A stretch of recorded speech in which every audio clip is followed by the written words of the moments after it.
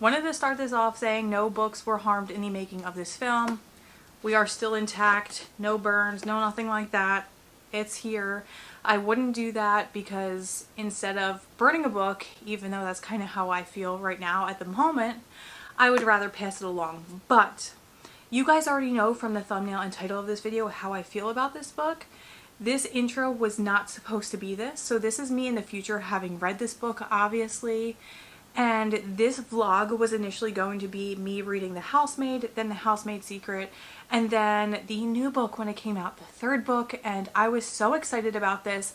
I've heard amazing things, and on Goodreads, this book has 1.1 million ratings.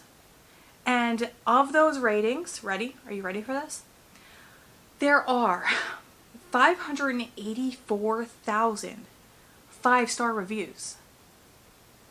So obviously I am a major outlier. And when I say major, I mean like massively outlying from a lot of other people's opinions on this book.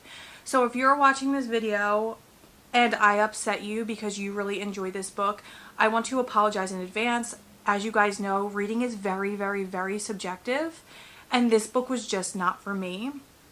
So I wanted to mention also that this was supposed to be a spoiler-free reading vlog, but there will be spoilers in this. Now, with saying that, I do warn you guys when spoilers are coming up. I will put across the screen spoilers on the bottom so you know that there are spoilers in this section, and then when that goes away, you know it is just me talking without any spoilers. So let's jump right on into this reading vlog.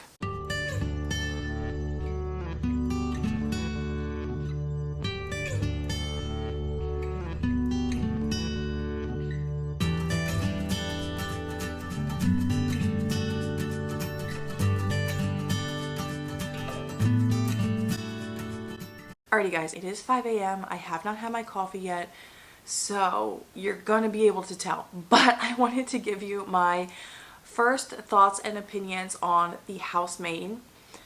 And I normally come to you guys a lot earlier on in books and give you like my first very initial thoughts and opinions, but I am almost, well, I'm a little over 40% of the way through. I am on page 139, chapter 27, and I definitely have thoughts and feelings, and I want to share my initial thoughts and feelings, but I wanted to get more of an idea about where, you know, this is going. So let's backtrack a little bit. My first initial thoughts and feelings when reading the first couple chapters of this book were, I feel like it is essentially like every horror movie I've ever watched. The plot and just what was going on, I was like, okay, we've seen this done a million times. What is this going to do different? I was kind of a little bit annoyed, if I'm going to be like 100% honest. I'm like, we've seen this done. But anyway, we have our main character, Millie, and she is someone who was incarcerated. She has just gotten out of prison not that long ago. And we kind of like get glimpses as to why she was incarcerated, like dropped throughout the book. But she is currently looking for a job. She had got fired from a previous job. It doesn't necessarily tell you why, but she was fired and then evicted from where she was living. So she is now living in her Nissan, and that kind of got a little bit repetitive as well, like to just, I don't know. But anyway, let's stick to what we're talking about now. The Nissan. She was living in her Nissan. She saw an ad for a housemaid position and she went for the interview. The house was immaculate. The family was very, very wealthy. It was a mansion. It was nicely upkept, and she took a tour and was just like awed at the beauty of this place. But there was one thing that was like off, and that was where this live-in housemaid was going to be sleeping, like the room. The room is very tiny. It has one window. It's up in the attic. And it's kind of like off by itself with one like little tiny window, and then the lock to the door is on the outside.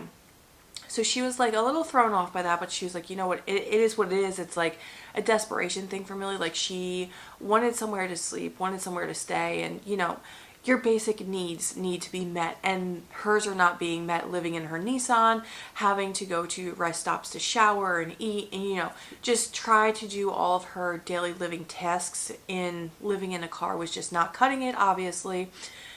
So she was very excited about this position. The position is for the Winchesters. The mother's name is Nina, the husband's name is Andrew, and the daughter's name is Cecilia.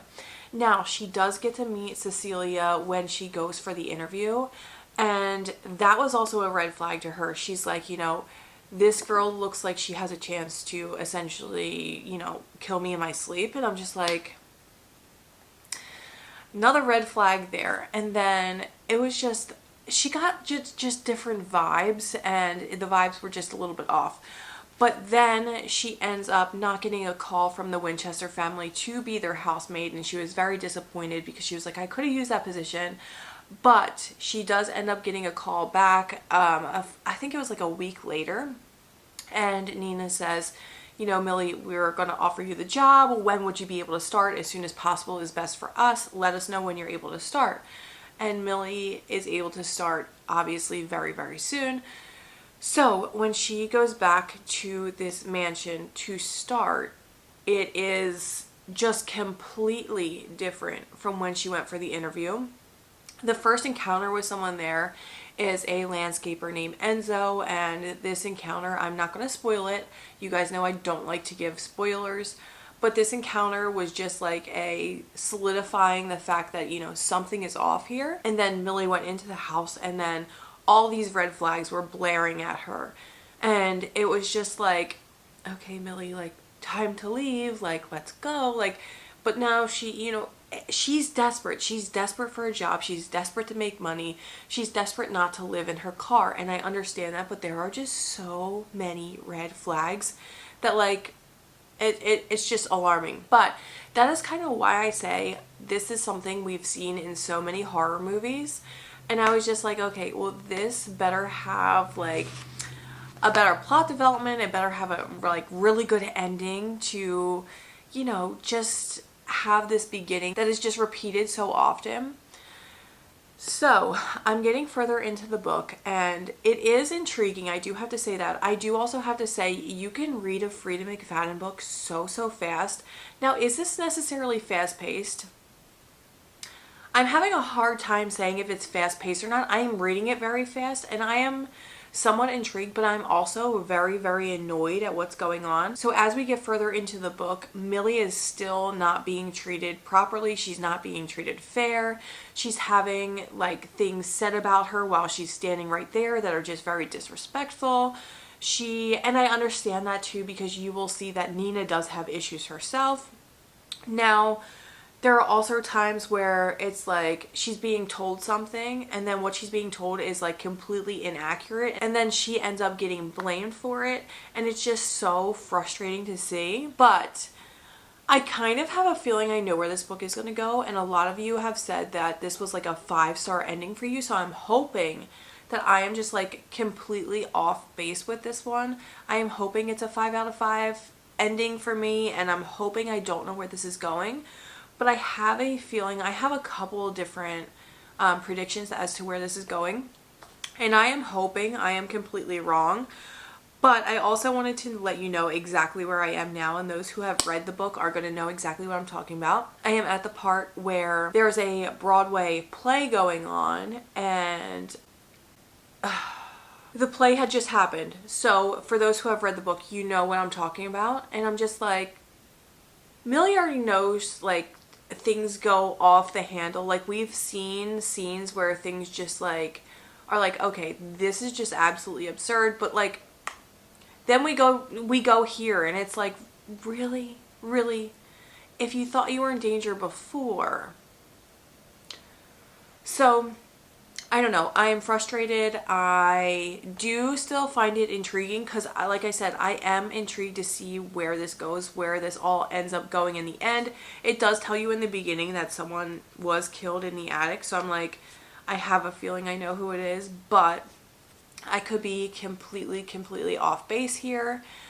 And like I said, I'm intrigued, but it's not necessarily a super fast-paced book, in my own opinion. I think Freida McFadden has other faster-paced books, but again, it is one of those all of her books are just very fast-paced reads. Like, you can read them very fast. It's not necessarily like the plot is just like, you know, building, building, building. I don't feel that way with this one. So that is how I'm feeling currently about The Housemaid. I am getting very annoyed with a lot of the characters.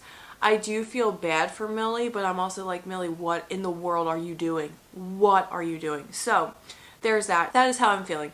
I'm going to stop rambling because that is what I'm doing at this point. I need to get my coffee in my system, and we are going to continue on with reading The Housemaid and see where this goes. I will keep you guys updated as I continue to read. I'm going to try to catch some of my reactions on video here. We shall see if I do that or not. So let's dive back into The Housemaid, but first let's get some coffee into my system.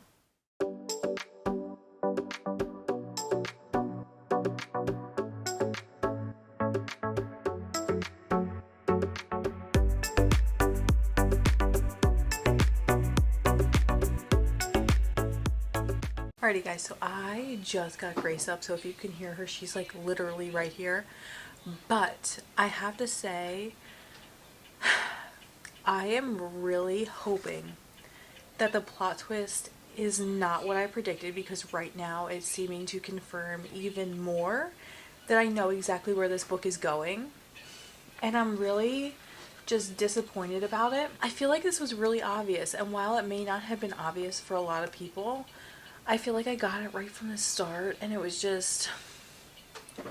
I don't want to say it's predictable, because obviously a lot of people thought this was like a 5 out of 5 star ending, and I may be even still completely wrong. But if I'm right with where this goes, like I said, I'm just going to be completely devastated, because I don't find it that intriguing, and I think it's because I do kind of know where this is going. I am still intrigued to, you know, see what ends up happening and whatnot, but it's just like, I don't know. I feel like it's taking away from the book, because, like I said, I just have this feeling, like this gut feeling. I know exactly where this is going.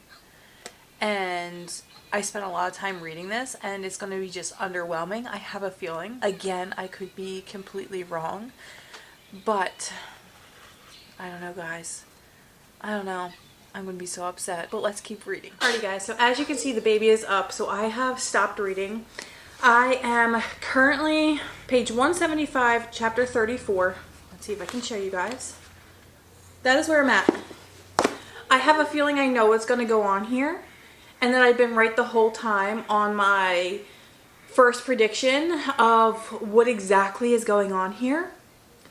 And I actually texted Dave because I was trying to explain it to him this morning as far as what I think is going on in this book so far. And I told him this from the start. I was like, this is like what is going down. Like, this is what's going down. And I have a feeling this is like the major plot twist in the book. I said, let me know when you can talk. I want to call you real quick, but I'm going to be recording just to let you know. I'm going to call him when he says he's done at the gym, and I'm going to have him tell you guys what I told him this book, like the plot twist is, so that you can hear it from him and like what I said, because I have a feeling this is how it's going to go down.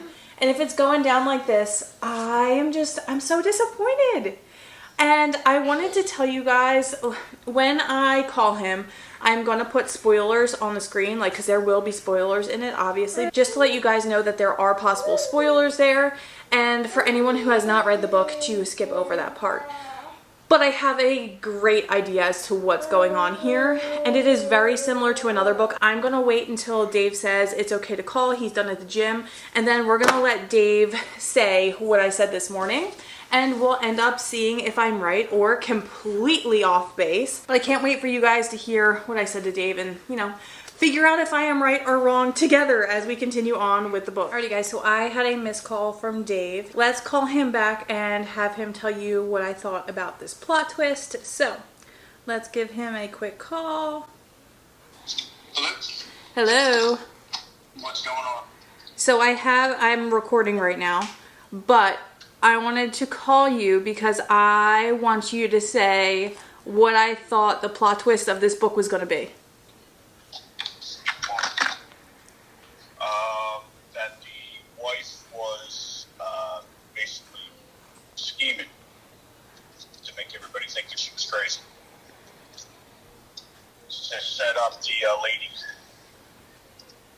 Okay. That's good. That's good. I think that was it, right? Yeah, there was more that I said, but I don't expect you to remember every single thing I said. But thank you. Okies. If you didn't hear Dave, what he said was, I think Nina is scheming. And what he means by this, I think she's making everybody believe she is completely off her rocker, like her mind is not there. When in reality, she is completely off her rocker. Don't get me wrong about that. But she is setting everybody up. She is setting everybody up to make her... Yeah. Do you have lots to say too? She is setting everybody up to make them believe that she is like out there. And the thing that kind of made it more obvious to me about, why this might be going on is that everyone keeps saying that she is this jealous person. Like, she is very jealous and, has these jealousy tendencies with her husband. And Millie doesn't see that at all. Like, that doesn't happen with Millie. So that was kind of like my first red flag. And then the second one was the fact that, could you stop that? Could you stop that? Here, let me put you back in your walker. Sorry, now I am all drooly. But the second thing was that Andrew actually admits that, like, he was engaged literally right before him and Nina had met. And I'm like, okay, another thing. And then I also feel like the scene where Nina has over the people from the PTA meeting and she leaves, I feel like that was kind of obvious that she was setting them up to talk behind her back with Millie right there. Like, she set up all these particular scenes for Millie to be able to hear bad things about her. So I feel like that was like another thing that kind of gave it away. And also now, as we get more into the book, I can see even more things, obviously. And like the whole setup with the Broadway play and whatnot, the whole time I was like, this is the biggest setup. Like, this gives it all away. Like, this is a thing. Sorry, the baby is not content right now, but it is what it is. I feel like that just gave it away even further. And then now she just slipped up with the bag of clothes because her husband, Andrew, saw her putting these clothes into a bag to give away for donation. So I felt like that was like a slip up. And like, I don't know. Was it a slip up? I don't know, because I also do believe she wants this all to go down. Like, this is her big plan. So, as you can tell, there's a lot going on right now. But I wanted to throw that out there before I get any further into the book, because I want to see if these predictions are right, like where this book is going. And I wanted to say it before we got any further. So those are my thoughts. And I think Millie is like the perfect person to fall into this trap because she is desperate. So those are my thoughts. As you can tell, he is not content. So I'm going to stop there.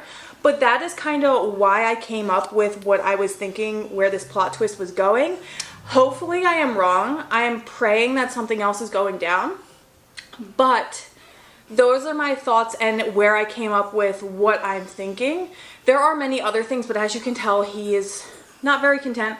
It is time to actually go out for our walk. So both kids are like very rammy. So that is what we're going to end up going to do. I will read more when they go down for their nap and I will give you guys another update. Here we go. We are going to go for a walk. And like I said, we will be back shortly to hopefully finish up this book today.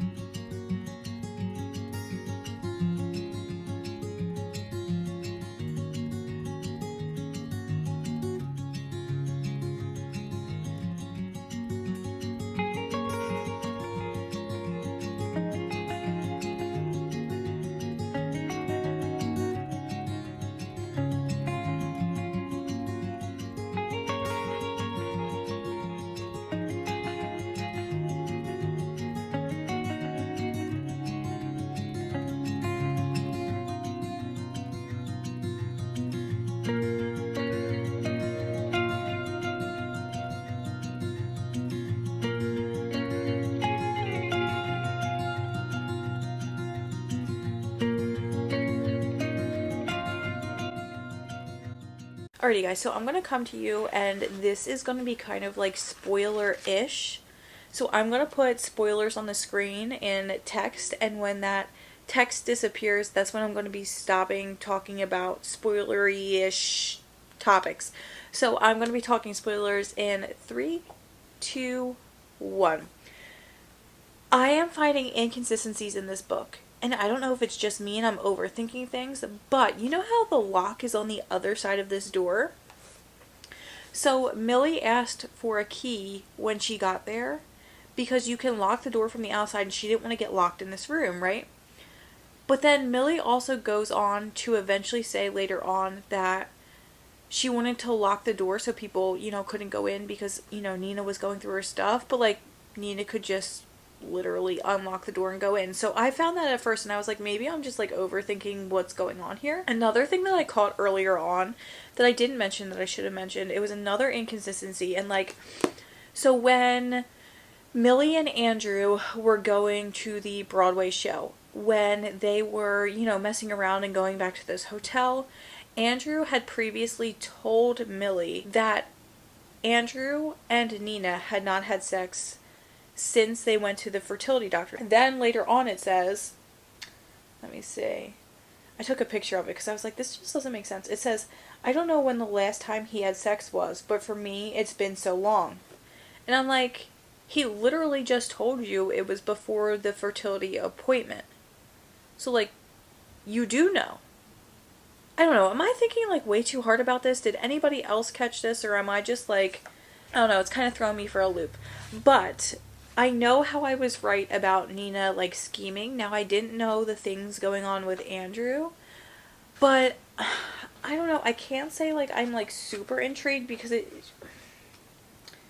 don't know. I'm going to keep going with this because, like I said, the things with Nina, I felt bad for her in the beginning, and here's why. Because in order to do scheming like that, something has to be wrong. And, like, you have to be at a low point. And, like, I don't know. I always feel bad, even if someone is not a decent person, for being at a low point like that. But, like, now I feel even worse for her for having to deal with this kind of thing. But, like, I don't know. There's a part of me that's just like, why are these people just not leaving? Like, in the reality of the situation, Millie should have left this house way beforehand. And I get she's desperate for a place to live. But, like, you should have left. And, like, with this scenario that I'm reading now, with her being locked in this room, you should have, like, anyway, still, I'm very frustrated with these characters, and just seeing some of this stuff it's a little aggravating. But anyway, spoilers done. I am done with the spoilers for right now, but I am continuing to be extremely frustrated with these characters. I'm going to continue reading to see where this goes, but those are my general feelings at this point in time. There's just a lot of inconsistency, there's a lot of repetitiveness, there's a lot of just annoying things going on. So, let's continue on with this book, see where it goes, and see if it's gonna blow my mind, this ending. Let's continue on.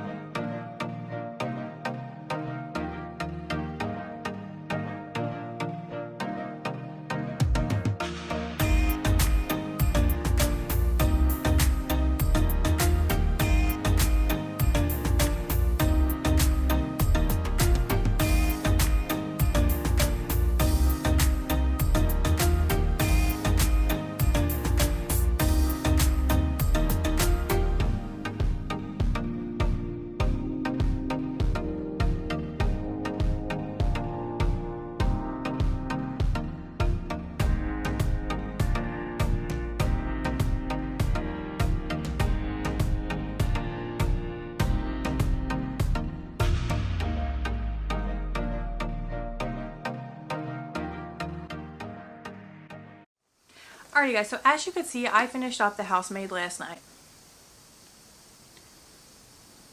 The epilogue, man. I'm going to tell you my rating right off the bat because there's no spoilers here, as I did not enjoy this book. I think that's very clear. And I am actually going to give this 2 stars. And I feel like that's kind of being a little bit generous. So why I gave it the 2 stars I did. Number one, Freida McFadden's writing is always fast-paced, and I don't mean fast-paced in like the plot just keeps building and building and building and like I'm super intrigued, I need to get through it. I mean like reading time. This took me like a day and a half to read. To get through her books, it's just super fast. It's a super fast read. Number two, I was still a little bit intrigued. Although I was very angry, I was frustrated, I was annoyed, I was all of those things, but I was still intrigued to see where this went. Now, had people not said that this was a 5 out of 5 star ending for them, I honestly probably would not have finished it. But I do think it deserves some credit in that there were many plot twists, and while I did guess the one of them, one major one I guessed, there was another one that I didn't guess, but it wasn't like, I don't know. It just, I wasn't very surprised either, if that makes sense, at the one that I didn't guess. I don't know.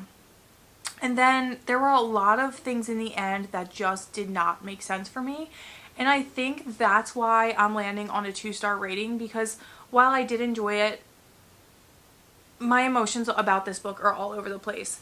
So I know I told you guys in the beginning, there are like discrepancies, there are things that just don't make sense to me. And that continued on throughout the book. As we got further and further, I was like, and then like I realized something very important that I didn't realize in the beginning of the book. Like this door, right? She's locked inside this bedroom. The door, when I think about a door, and this could be just me because these are the kind of doors we have in our house, I think like, okay, you're locking it from the outside. So literally you're just turning the lock on the outside, not like you need a key to lock the door physically. So that's what I was thinking of. And then I was thinking on the inside where Millie is in her bedroom, you could slide the key in and unlock it. And that's kind of why she asked for a copy of the key. I thought that's why she asked for it and wanted it, because, you know, that was my own assumption and I was wrong in assuming that. So there's that. Not really spoilery, but a good detail if you are going to go into this book knowing that, because that's not what I was thinking in my head the entire time. But anyway, okay, so there's that. But there were other little discrepancies all throughout. There was a lot of repetition, so much repetition. There were so many repeated words. And I just think that it was not as well. Okay, so this book was thought out, obviously, because of the plot twist. But I think it could have been so much better thought out. And I will go into this when we go into our spoiler section of this reading vlog, because there are still some parts I just don't understand. And I did not like any of the characters. I did not like Millie. And I feel like that's a big thing as to why I do not think I will continue on with this series. Not only was the writing the way it was and made me feel the way it did, I did not like any of the characters, including Millie. And I know a lot of people like Millie by the end of this, but I don't. I'm sorry, I don't. That's just how I feel. But anyway, that is why I'm going to give this book 2 stars, and we are actually going to start talking about spoilers. And I wanted to take the time now to thank the people who wanted the non-spoiler version of this, because the rest of the video is going to be filled with spoilers. So this is the end for those who didn't want spoilers. I want to thank you for coming along with me for this crazy reading vlog, and just say again, thank you, I appreciate you. And then now is the time for the people to stay on who want the spoiler version of my thoughts and feelings. So spoilers are going to start in 3, 2, 1. The first thing I have to say is the discrepancies in this. The landscaper Enzo. He was making it seem like he didn't understand any English, and I understand his reasoning for doing so. But like, how did this entire neighborhood hire this guy who doesn't understand English to take care of their lawns? And I guess they just assumed he knew what they wanted him to do, and assumed he knew like all the details about what they wanted done to the lawns. I don't understand it. Another thing that I don't understand is, okay, in the end, I get the ending, but I don't get the ending. So Nina ends up essentially kind of feeling bad after Enzo talks to her about getting Millie out of the situation they got Millie into in the first place, right? And then Nina decides, okay, I'm gonna leave Cecilia with Enzo. But she literally just said that she was doing anything and everything to get her and her daughter out of the situation with Andrew in the first place. But let me leave my child with my landscaper who I just started this intimate relationship with. Like, how does that make sense? And I get it, guys, I get it. It's fiction. It doesn't necessarily always need to make sense. But this is part of the reason why I rated it the way I did. I feel like these holes just need to be filled. And like, she was doing everything in her power for her and her daughter. And then all of a sudden at the end, she's like, I'm going to say Millie, this stranger that I like really thought out this plan. And I was like, you know, she can leave because she doesn't have anything like holding her back. She doesn't have anything where Andrew could really keep against her, or like a daughter, or like family. So, you know, she can just leave anytime she wants. But then go back for this stranger who you treated so poorly. It just really doesn't make sense to me. And leave your daughter again with the landscaper. Mind blown. Mind blown. Okay, so there's that. Then this girl's father, Andrew's ex-fiance's father, just comes into the picture now. And it's like, really? That, I feel like it was just thrown in there to add something else to get Nina out of the situation she was in. It just, guys, it just wasn't for me. That, at the end of the day, it just was not for me. So that is how I felt about this book. That is why I will not continue on. Again, I rated it 2 stars, and I'm sorry again if I offended anybody or made anybody upset by, you know, not liking this book or what I had to say about the book. That is not my intention whatsoever, and I hope you guys always know that. So those are my feelings on The Housemaid. Let me know in the comments down below what your thoughts and opinions are. Were they very different than mine? You guys know I don't mind you sharing opposing feelings. Like I said, reading is very subjective. I love getting everyone and anyone's feelings on a book down in the comments down below. Again, I just love knowing what you guys are thinking about the book. And obviously, like I said in the beginning, I am a major outlier for feelings on this book, so if you are someone who has not yet picked up this book, definitely give it a try, because I have an unpopular opinion and you may end up absolutely loving this book. So thanks guys for sticking with me for this video. I appreciate each and every single one of you. And if you like this video, make sure to give it that thumbs up. And if you want to see more videos like this, make sure to hit that subscribe button. I would absolutely love to have you guys, and I will see you guys soon.